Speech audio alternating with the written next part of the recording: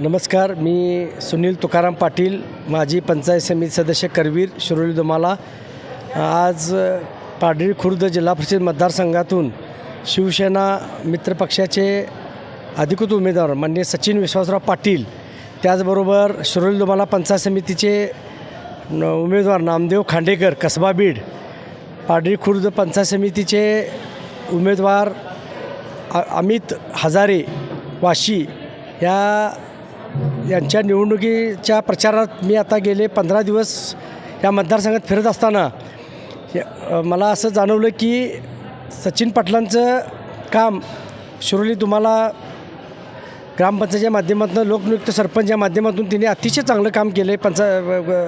आमच्या ग्रामपंचायतीमध्ये लोकनियुक्त सरपंच या माध्यमातून शिरोली दोमाला गावामध्ये पाण्याची अतिशय चांगली व्यवस्था केलेली आहे. त्याचबरोबर आता सध्या घंटागाडीच्या माध्यमातून कचऱ्याचं अतिशय नियोजन चांगल्या पद्धतीने केलेलं आहे. त्याचबरोबर महिला सक्षमीकरणाच्या विविध योजना राबवून महिलांच्या हातांना रोजगार मिळवण्यासाठी किंवा काम मिळवण्यासाठी त्यांनी अनेक उपक्रम गेले 2-2.5 वर्ष आमच्या शिरोली दोमाला ग्रामपंचायतीमध्ये राबवलेले आहेत. आणि ते सर्व उपक्रम अतिशय यशस्वीरित्या त्यांनी पार केलेले आहे. अतिशय संयमी, शांत स्वभावाचे सचिन पाटील हे उमेदवार असून आज पाडळी खुर्द जिल्हा परिषद मतदारसंघात बघायला गेलं तर माननीय आदरणीय आमचे नेते आमदार चंद्रदीप नरकेसाहेब यांचं कार्यकुशल आमदार म्हणून ज्यांचं नाव आहे, त्यांनी अतिशय चांगल्या पद्धतीने ह्या मतदारसंघामध्ये सर्व गावामध्ये विकास गंगा पोचवलेली आहे.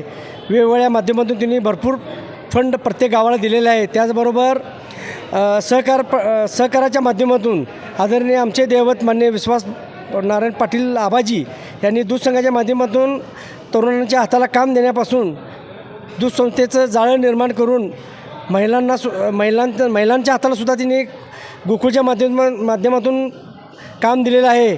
आणि या बघायला गेलं आज तर शिवसेना शिंदेसाहेबांच्या शिवसेनेच्या माध्यमातून धनुष्यबाण या चिन्ह हे तिन्ही उमेदवार आज निवडणूक लढवत आहेत. शिवसेनेचं काम आज शिंदेसाहेबांचं सर्वजण तुम्ही ज्ञात आहात. शिंदेसाहेबांनी अतिशय चांगल्या पद्धतीने या महाराष्ट्रात कामाचा धडाका जो लावला त्यांच्या मुख्यमंत्र्यांच्या माध्यमातून किंवा आता उपमुख्यमंत्री म्हणून ते काम करत आहेत.